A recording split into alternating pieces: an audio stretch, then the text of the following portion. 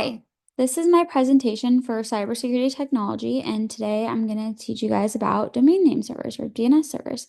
So I think the best way to learn this is to start with an example. This is how I learned it. Let's think of a phone booth. I know they're not really used a lot anymore, but if we think of a phone booth, we think, let's say I wanted to call Papa John's to order a pizza. And what happens is I would, get in the phone booth, I'd go to Papa John's and I'd see the phone number, call and order the pizza. But imagine if you didn't have that and you had to remember all those phone numbers, or like probably more analogous now would be like contacts in your phone. Like I had my mom, my dad's phone number memorized and my sister's, but like my brother got a phone way when I was, I'm a lot older than him. So a lot of years later, when contacts were doing really well, I have no idea what his phone number is. I just have to say, call brother, or my nail salon to make a nail appointment, or again, Papa John's Pizza. I don't know those off the top of my head. And instead, I have to rely on contacts, or I did have to rely on something like a phone booth. So following that, we have DNS. So what is the point of DNS? Well, kind of like names, words are, easier for humans to remember. So it's easier for us to remember, google.com, facebook.com, instagram.com than it is for us to remember an IP address. And think of all the websites we go to, and we'd have to remember all of those IP addresses. So looking at this example right here, we have, the browser reaches out to www.example.com like a phone booth or like your contacts in your phone. The DNS server is going to look for www.example.com. It's going to find the corresponding IP address, in this case 1234.56.78, and it's going to return that to the browser. And then the browser is going to reach out to the web server with 1234.56.78. The web server is going to look through that, find the corresponding web page, and return that to the browser. And so essentially the whole point of DNS is to take, human readable things and convert them into IP addresses because, computers work in numbers, they work in binary. Um, I wanted to show you guys some of the more common types of records. Now, these aren't all the types of records. There's TXT records, there's SOA records, but these are, I think, of the four most common and the ones that we're going to walk through today. So first we have the name server, or an NS record. What is an NS record? It's a DNS record that specifies which server is the authoritative source for a domain. It essentially means it's telling the internet where to go to find the correct IP address for a website or domain.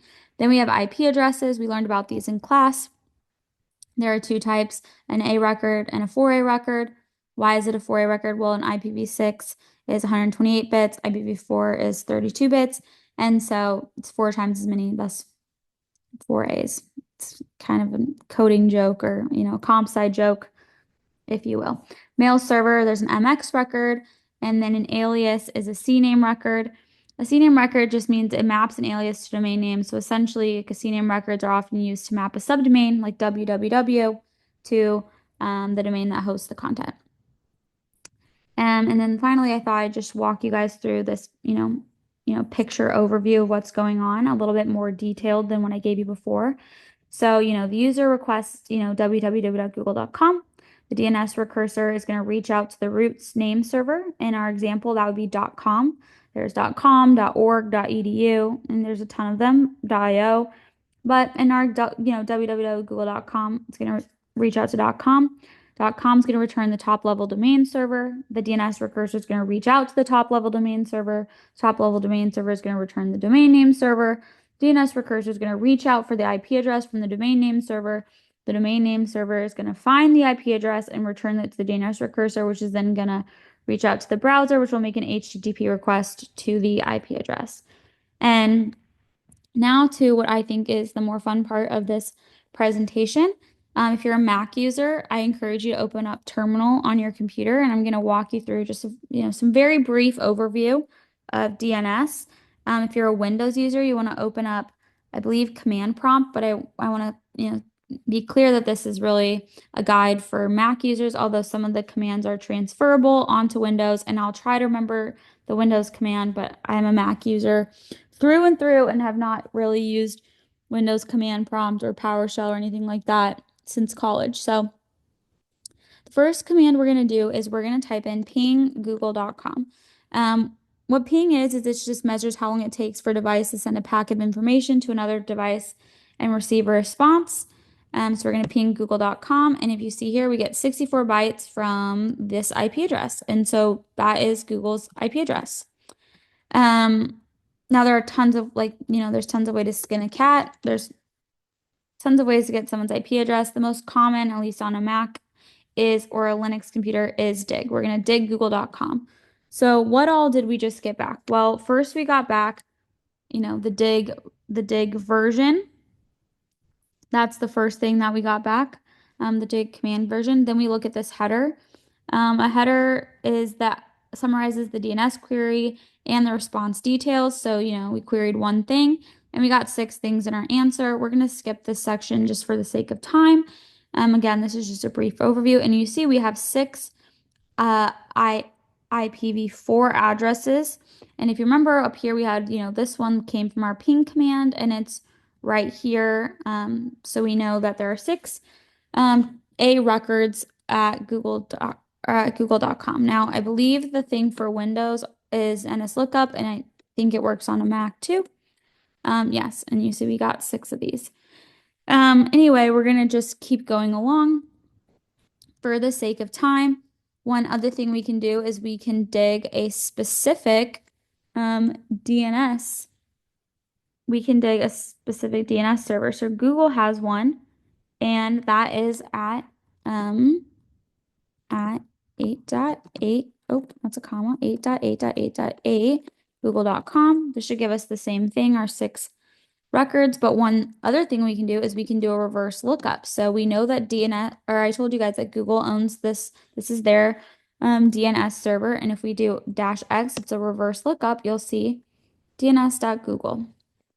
Another thing we can do is we can look for the mail records. That's an MX record that I was telling you guys about before. And we do that, you'll see we have one thing in our answer, and that is that we have an MX record at smt.google.com. SMT is just a mail server. I actually don't remember offhand what it stands for, but it's a mail server. And then we got, some additional things. This isn't specifically what we asked for, but it's what is that, 5 A records and 4 IPv6 records. And you can see here, these are IPv6 addresses. Another thing that we can do is we can try to find a CNAME record. I believe there's one at newyorktimes.com, if I remember correctly. Yeah. So see here, we see that there's a CNAME record pointing to these 3 things, and we have an A record pointing here. So, this, if you notice, this maps to this. This C here maps to this maps to that, and that maps to this IP address.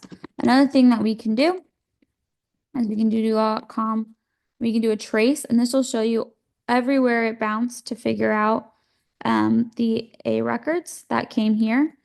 And another thing that we can do, interesting enough, is we can take this, we can copy it, and we can go and we can type it into a browser, and you'll see, oh, and we have Google. I think that we have time to just do one more example. Another thing that we can look just, for fun is we could dig law.utexas.edu and figure out their A records. There it is. It's just one. We could see if they have other records. Do they have an MX record? I'm not sure. Oh, here we go. We have one at inbound.mail.utexas.edu. We could dig for a CNAME record at www. Oh, and there it is. So yeah, these commands are, very fun, and I always learn best by looking. So I hope this was useful to help just give a brief overview of DNS and show you, what it looks like in application from a terminal. So yeah, thank you guys so much for the time.